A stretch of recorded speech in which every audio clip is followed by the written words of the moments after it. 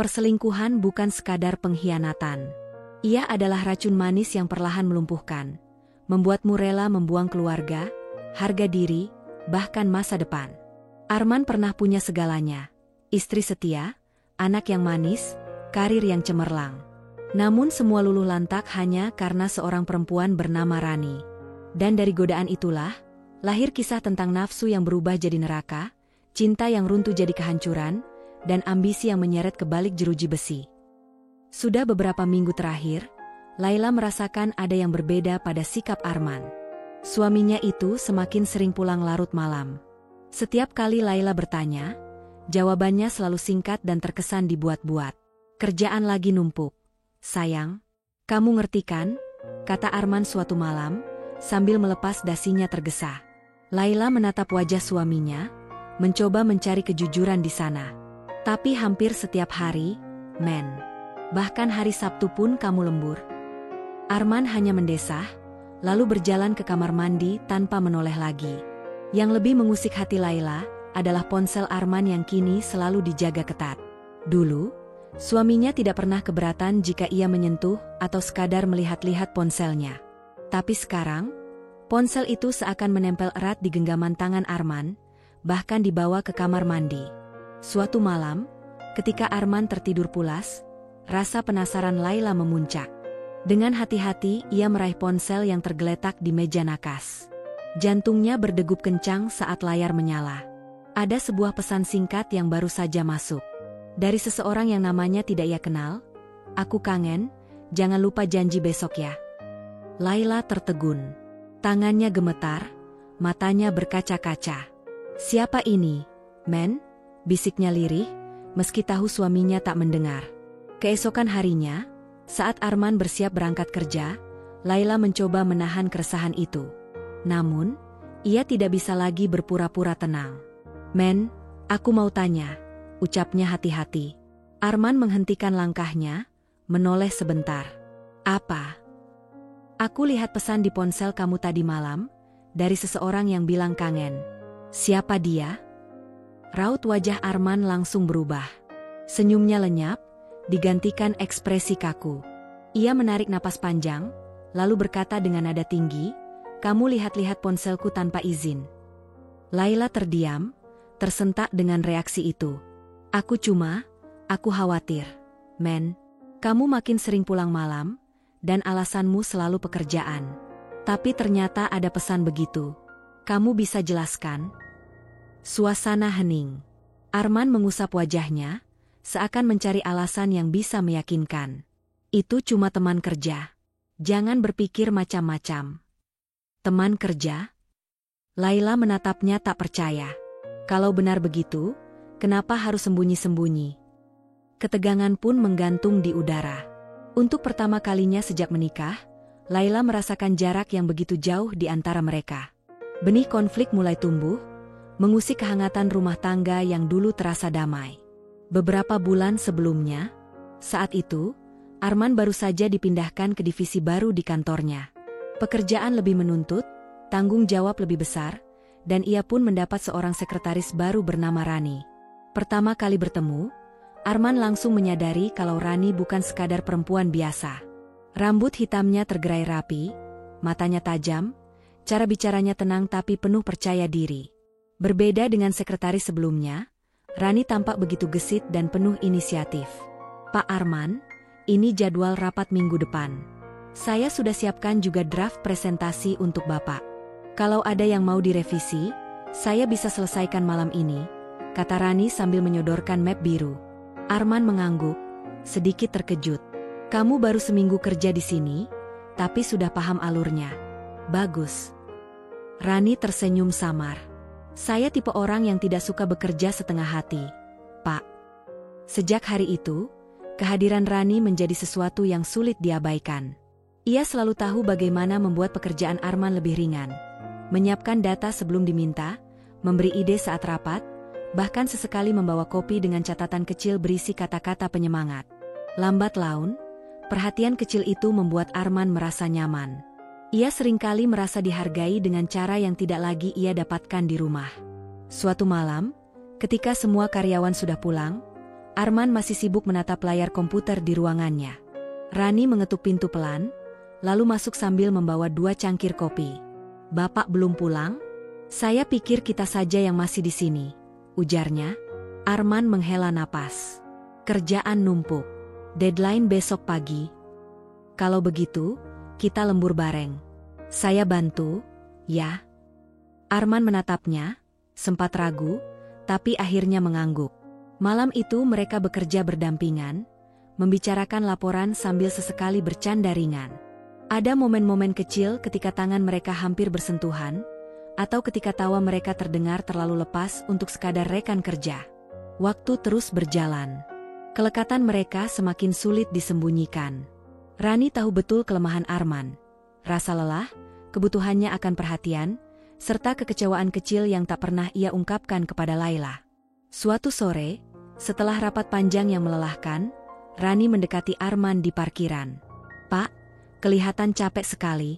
Jangan terlalu keras sama diri sendiri," katanya dengan nada lembut. Arman tersenyum lemah. "Kerjaan gak pernah ada habisnya. Kalau Bapak butuh teman cerita, saya selalu ada," jawab Rani lirih, menatapnya dalam-dalam. Pandangan itu membuat Arman tercekat. Ada sesuatu yang berbahaya di sana, namun sekaligus menghangatkan. Hari-hari berikutnya, mereka mulai sering menghabiskan waktu bersama di luar jam kerja. Awalnya sekadar makan malam, kemudian menjadi obrolan pribadi tentang hidup, perasaan, dan rahasia kecil. Hingga akhirnya batas itu terlewati. Suatu malam, di sebuah restoran sepi, Rani berbisik setelah mereka tertawa bersama. "Pak, apa Bapak nggak bosan selalu jadi kuat? Saya tahu di balik semua itu, ada sisi rapuh yang butuh dipeluk." Kata-kata itu bagai kunci yang membuka pintu yang selama ini ditahan Arman. Tanpa disadari, ia menurunkan pertahanannya. Dan dari situlah, hubungan mereka perlahan berubah. Bukan lagi sekadar rekan kerja, melainkan sebuah perselingkuhan yang mereka jaga rapat-rapat dari dunia luar. Arman tahu apa yang ia lakukan salah. Tapi setiap kali bersama Rani, ia merasa hidupnya kembali berwarna, penuh gairah yang lama hilang. Sementara Rani, di balik sikap lembut dan perhatian itu, menyimpan ambisi lain. Ia tahu betul posisi Arman strategis, dan dekat dengannya bukan hanya soal perasaan, tapi juga peluang untuk naik lebih tinggi. Perselingkuhan itu pun terus berlanjut. Diam-diam, penuh rahasia, seolah dunia hanya milik mereka berdua. Hari-hari Laila terasa semakin berat. Meski hatinya penuh tanda tanya, ia berusaha tetap tegar di depan anak sematawayangnya, Nadia, yang baru berusia 8 tahun. Senyum anak itu adalah satu-satunya alasan Laila bertahan. Namun, setiap kali melihat Arman pulang larut malam dengan wajah lelah dan sikap dingin, dadanya sesak. Suatu malam, ketika Arman baru saja sampai rumah, Laila memberanikan diri untuk membuka percakapan dengan lembut. "Men, aku boleh bicara sebentar?" tanyanya hati-hati. Arman, yang sedang melepas sepatu, hanya mendengus. "Besok aja, aku capek. Hari ini kerjaan benar-benar gila." Laila menggigit bibirnya. "Aku ngerti kamu capek, tapi ini penting. Aku cuma mau kita ngobrol, kayak dulu." Arman menghela napas berat, lalu akhirnya menoleh. "Ngobrol apa lagi, Lai? Tiap kali kita ngomong belakangan ini, ujung-ujungnya kamu nuduh aku macam-macam." Laila menatapnya penuh luka. "Aku bukan nuduh. Aku khawatir. Aku istri kamu, men. Aku punya hak untuk tahu apa yang sebenarnya terjadi." Arman mendengus lagi, kali ini lebih keras. "Yang terjadi ya kerjaan. Aku kerja banting tulang buat kamu dan Nadia, tapi kamu malah bikin masalah." Laila terdiam sejenak, mencoba menahan air mata. Ia lalu berkata lirih, "Kalau memang kerjaan, kenapa ada pesan begitu di ponselmu? Kenapa kamu makin jauh sama aku? Kamu bahkan gak pernah cerita apa-apa lagi." Arman langsung naik pitam. "Astaga, Lai, kamu masih aja bawa-bawa itu? Aku udah bilang itu cuma teman kerja. Kamu pikir aku selingkuh? Begitu rendahnya aku di matamu?" Suasana ruang tamu menjadi panas. Nadia yang sedang menggambar di kamarnya, berhenti sejenak mendengar suara orang tuanya yang meninggi. Laila menahan isak. "Aku nggak mau ribut, men. Aku cuma butuh kejujuran. Kalau ada yang salah sama aku, bilang. Jangan malah cari pelarian. Arman mengusap wajahnya, lalu beranjak ke kamar tanpa sepatah kata lagi. Pintu ditutup keras di belakangnya. Laila terduduk di sofa, dadanya bergetar hebat. Ia tahu, Arman sedang menyembunyikan sesuatu. Nalurinya sebagai istri tak mungkin salah. Malam itu, saat Arman mandi, Laila kembali memberanikan diri membuka ponselnya. Kali ini ia menemukan riwayat panggilan yang tak pernah ia dengar sebelumnya, serta beberapa foto yang sengaja disembunyikan di folder lain. Hatinya serasa ditusuk berkali-kali. Ya Allah, bisiknya lirih, tangan gemetar menggenggam ponsel itu. Hari-hari berikutnya, Laila mulai mengumpulkan bukti-bukti kecil. Nota makan malam berdua, pesan singkat, bahkan rumor samar dari tetangga yang melihat Arman bersama seorang perempuan muda. Semua itu membuat hatinya semakin tersayat, tapi juga memberinya kekuatan.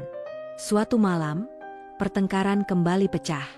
Aku sudah tahu, men. Kamu jangan bohong lagi, kata Laila dengan suara bergetar. Arman menatapnya tajam. Kamu ngomong apa sih? Aku lihat bukti-buktinya. Pesan, panggilan, nota makan malam. Jangan anggap aku bodoh. Arman terdiam beberapa detik, lalu membentak, kamu ngintip-ngintip ponselku lagi? Laila, kamu keterlaluan. Itu privasi aku. Laila menatapnya dengan mata basah. Privasi? Kita ini suami istri, men. Sejak kapan ada privasi di antara kita? Apa karena kamu sudah bagi hidupmu sama orang lain? Jadi aku nggak berhak tahu. Arman terdiam, wajahnya memerah karena marah bercampur bersalah. Ia memilih berbalik dan mengambil kunci mobil. Kalau kamu nggak bisa percaya sama aku, terserah. Aku keluar dulu, katanya sambil membanting pintu. Laila berdiri kaku, air matanya akhirnya jatuh deras. Nadia keluar dari kamar, menghampiri ibunya dengan wajah ketakutan. Mama, papa kenapa marah? Tanyanya polos. Laila berjongkok, memeluk erat putrinya. Nggak apa-apa, sayang. Mama cuma capek. Papa juga capek. Namun, jauh di lubuk hatinya, Laila tahu badai besar sedang menanti. Hubungan Arman dan Rani yang awalnya terasa manis dan penuh gairah, kini mulai berubah menjadi rumit. Semakin lama, Rani tidak lagi puas hanya menjadi wanita bayangan. Ia menginginkan kepastian. Suatu malam, mereka bertemu di sebuah apartemen yang selama ini menjadi tempat persembunyian. Rani tampak gelisah, mondar-mandir di ruang tamu dengan wajah tegang. Men, kita nggak bisa terus-terusan begini, ujarnya tiba-tiba, suaranya bergetar. Arman yang baru saja melepas jasnya menatapnya dengan dahi berkerut. Maksud kamu apa? Maksudku, aku capek, men. Aku capek jadi orang yang selalu sembunyi. Kamu janji-janji terus, tapi nggak pernah ada kepastian. Sampai kapan aku harus nunggu kamu ninggalin istrimu? Arman tercekat. Kata-kata itu seperti pisau yang menusuk dadanya. Rani, jangan ngomong sembarangan. Kamu tahu kan situasinya rumit. Aku punya anak. Aku nggak bisa begitu aja ninggalin mereka. Rani menatapnya tajam, matanya berkaca-kaca. Anak? Istrimu? Lalu aku apa? Men? Boneka buat pelarianmu? Aku juga punya perasaan. Kamu pikir aku nggak terluka tiap malam kamu pulang ke rumah dan tidur di samping dia? Arman mengusap wajahnya, kepalanya pusing. Aku sayang sama kamu, tapi aku juga nggak bisa ninggalin keluarga aku begitu aja. Jangan paksa aku, Ran. Namun, Rani tidak mau kalah. Ia mendekat, suaranya meninggi. Kamu pengecut, men. Kamu cuma mau enaknya aja. Kalau benar sayang sama aku, buktikan. Atau kita akhiri sekarang juga. Ruangan itu hening sejenak. Arman merasa dadanya sesak. Di satu sisi, nafsu dan rasa nyaman yang ia temukan pada Rani membuatnya sulit melepaskan. Tapi di sisi lain, bayangan Laila dan Nadia selalu menghantuinya. Ran, tolong, jangan bikin aku tambah bingung, bisiknya, suara hampir patah. Bingung apanya? Rani berteriak, tangannya bergetar. Kamu yang bikin aku tergantung kayak gini. Aku butuh kepastian, men. Kalau kamu terus-terusan kayak gini, aku bisa gila. Arman terduduk di sofa, kepalanya tertunduk. Ia tak sanggup menjawab. Rani menatapnya dengan kecewa, lalu berbalik meninggalkan ruangan. Pintu apartemen terbanting keras di belakangnya. Sejak malam itu, pikiran Arman semakin kacau. Di kantor, ia kehilangan fokus. Rapat-rapat penting yang dulu ia kuasai dengan penuh percaya diri kini berantakan. Presentasi yang disusunnya terburu-buru membuat atasannya mulai curiga. Arman, kamu kenapa belakangan ini? Laporanmu nggak rapi, deadline molor terus. Kamu biasanya nggak begini, tegur Pak Herman, manajer senior, dengan nada serius. Arman hanya terdiam, menatap layar laptop kosong. Maaf, Pak, saya lagi nggak enak badan. Padahal bukan sekadar nggak enak badan. Jiwanya terbelah dua. Di rumah, ia makin jauh dari Laila dan Nadia. Di kantor, performanya menurun. Di sisi lain, Rani menuntut kepastian. Semua itu menekan dirinya seperti beban yang menghancurkan perlahan. Malam-malamnya dipenuhi kegelisahan. Ia sering duduk di dalam mobil berjam-jam, tak tahu harus pulang ke rumah atau menemui Rani. Ia tahu, semakin lama ia bertahan di tengah, semakin besar kehancuran yang menantinya. Namun, Arman tetap belum mampu membuat keputusan. Dan ketidakmampuannya itulah yang perlahan membuat semua yang ia miliki, keluarga, cinta, dan karir, mulai runtuh satu persatu. Malam itu, Laila sudah tak kuasa lagi menahan diri. Semua bukti yang ia kumpulkan, nota makan malam, foto dari ponsel Arman, hingga pesan singkat yang penuh cinta, ia letakkan rapi di atas meja ruang tamu. Tangannya gemetar, tapi tekadnya bulat. Arman baru pulang hampir tengah malam. Wajahnya lelah, namun tetap ada aroma parfum asing yang tidak biasa dipakainya. Begitu masuk, ia terkejut melihat Laila duduk menunggunya dengan wajah kaku. "Ada apa ini?" tanya Arman, suaranya berat. Laila menunjuk tumpukan kertas di meja. "Lihat sendiri. Jangan pura-pura lagi, men. Semua bukti ada di sini." Arman menoleh, melihat bukti-bukti itu, lalu wajahnya seketika memerah. "Kamu ngapain ngubek-ngubek urusan pribadi aku? Kau stalking aku sekarang?" Laila bangkit, matanya berkaca-kaca tapi suaranya lantang. "Pribadi? Kita ini suami istri, men. Nggak ada yang namanya pribadi kalau kamu udah nginjek-nginjek kepercayaan aku. Kamu kira aku nggak tahu kamu sama perempuan itu?" Arman membentak, suaranya meninggi. "Cukup, Laila. Kamu jangan asal nuduh." "Nuduh?" Laila membalas dengan teriakan, air matanya tumpah. "Ini semua apa kalau bukan bukti? Nota hotel, pesan mesra, panggilan tengah malam. Kamu pikir aku buta?" Arman meninju meja keras, membuat gelas di atasnya jatuh pecah. "Aku muak sama sikap kamu. Selalu curiga, selalu ngejar-ngejar. Kamu bikin aku sesak napas." Laila terisak, tapi tetap menantang. "Sesak? Atau kamu cuma malu karena ketahuan? Mana harga dirimu, men? Mana sumpahmu waktu akad nikah dulu? Apa semua itu cuma omong kosong?" Teriakan mereka menggema ke seluruh rumah. Nadia, yang terbangun karena suara gaduh, keluar dari kamarnya dengan wajah pucat. "Mama, Papa, jangan berantem," katanya lirih, menangis ketakutan. Namun, emosi sudah terlalu membara. Arman menunjuk Laila dengan tatapan penuh amarah. "Kamu itu istri yang nyebelin. Nggak pernah ngerti aku. Semua yang aku lakukan buat keluarga ini, tapi kamu malah bikin hidup aku neraka." Laila menjerit histeris. "Neraka? Kamu yang bikin neraka ini, Arman. Kamu yang bawa perempuan lain masuk ke dalam pernikahan kita. Dasar laki-laki nggak tahu diri.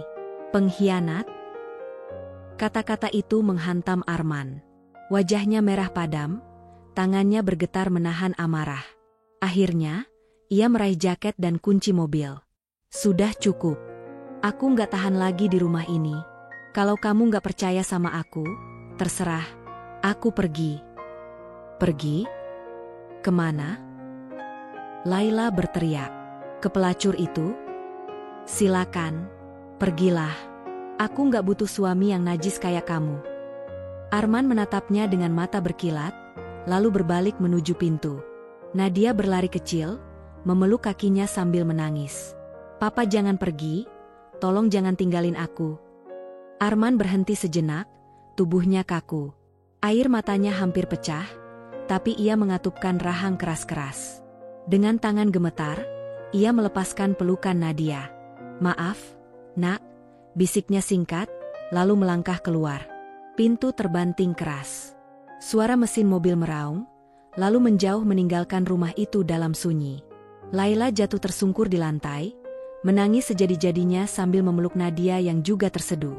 Malam itu, rumah tangga mereka benar-benar retak. Arman memilih pergi bersama Rani, meninggalkan istri dan anak yang dulu ia janjikan akan selalu ia lindungi.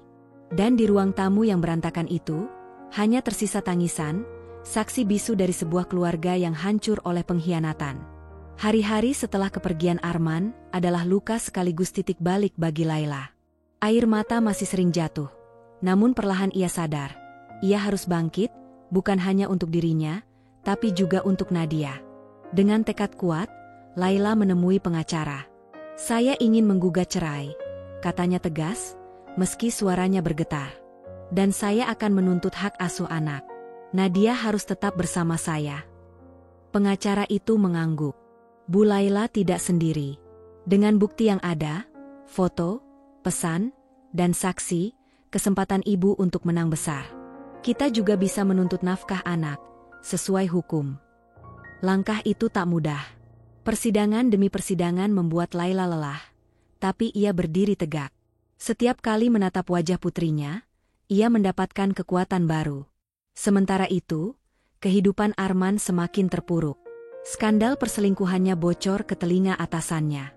Gosip menyebar, foto dirinya bersama Rani beredar di kalangan kantor. Rapat-rapat penting kini tak lagi dipimpinnya.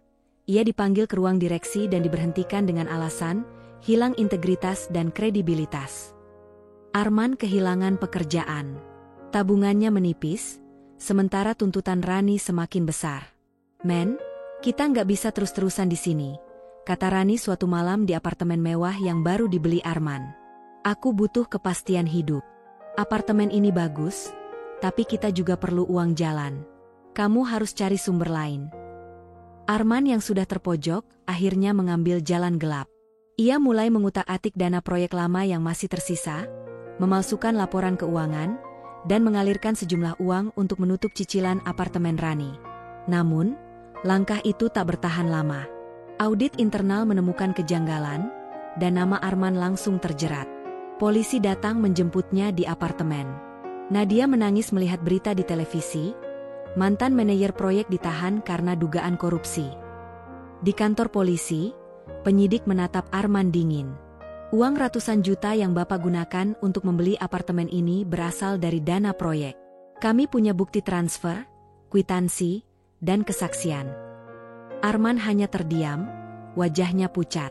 Tak hanya dirinya, Rani pun ikut dipanggil untuk diperiksa sebagai saksi sekaligus penerima manfaat.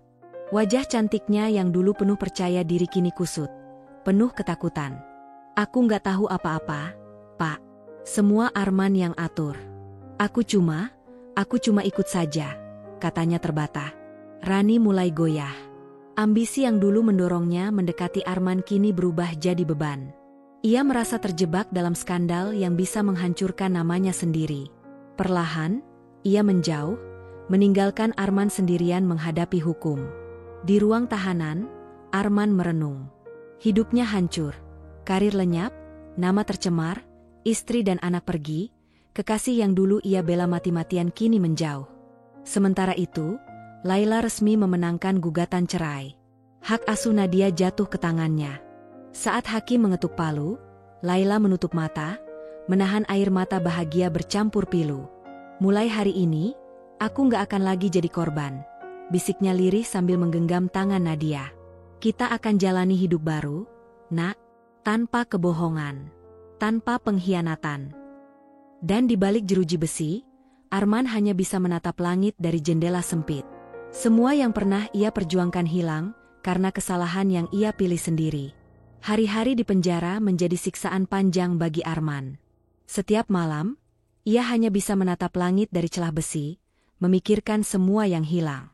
Wajah Laila dan Nadia selalu muncul dalam mimpinya, lalu berganti dengan bayangan Rani yang semakin jauh meninggalkannya. Tubuhnya semakin kurus, matanya cekung. Dari seorang manajer terpandang dengan karir menjanjikan, ia kini hanya narapidana yang dipandang hina. Tidak ada lagi hormat, tidak ada lagi gengsi. Sementara Rani, setelah diperiksa berkali-kali sebagai saksi, akhirnya dikeluarkan dari perusahaan. Reputasinya tercoreng, gosip tentang dirinya menyebar luas. Orang-orang mulai menjauhi, pekerjaan sulit ia dapatkan, dan apartemen mewah yang dulu ia banggakan akhirnya disita sebagai barang bukti. Rani hidup dalam bayang-bayang skandal, sering menerima cibiran, bahkan keluarganya sendiri pun malu mengakuinya. Dari perempuan ambisius yang dulu penuh percaya diri, ia berubah menjadi sosok rapuh, terasing, dan terbuang. Suatu hari, kabar tragis datang dari penjara. Arman ditemukan tak sadarkan diri di dalam sel, setelah mencoba mengakhiri hidup dengan seutas kain lusuh. Nyawanya sempat tertolong, tetapi ia lumpuh sebagian tubuh, hanya bisa terbaring di ranjang rumah sakit penjara. Rani mendengar berita itu. Ia datang sekali, berdiri di ambang pintu ruangan. Saat melihat Arman yang tak lagi berdaya, air matanya jatuh, bukan karena cinta, tapi karena ngeri melihat nasib orang yang pernah ia gunakan demi ambisi. Ia tidak berani mendekat, tidak berani bicara, lalu pergi tanpa jejak. Arman menatap kepergian Rani dengan mata berkaca-kaca. Ia tahu, itulah terakhir kalinya ia melihatnya. Dan sejak hari itu, ia benar-benar sendirian. Istri dan anaknya tak pernah lagi datang menjenguk. Rani menghilang entah kemana, dunia luar melupakannya. Ia mati perlahan, bukan hanya karena tubuhnya yang rusak, tetapi karena penyesalan yang tak henti menghantam jiwa. Di sisi lain, Laila dan Nadia menjalani hidup baru, jauh dari bayang-bayang masa lalu. Meski luka batin masih ada, mereka belajar bahagia tanpa Arman. Sedangkan Rani, setelah jatuh miskin, akhirnya hidup berpindah-pindah, dari satu kota ke kota lain, mencoba bertahan, namun selalu dihantui nama buruknya. Sampai suatu hari, ia lenyap dari berita, hilang begitu saja, tak ada yang tahu di mana akhir hayatnya. Kisah cinta terlarang yang dulu penuh gairah berakhir menjadi reruntuhan. Satu jiwa membusuk dalam penyesalan di penjara, satu lagi menghilang di telan kegelapan. Dan tragedi itu menjadi bukti, pengkhianatan, ambisi, dan nafsu tak pernah memberi kebahagiaan, hanya meninggalkan kehancuran.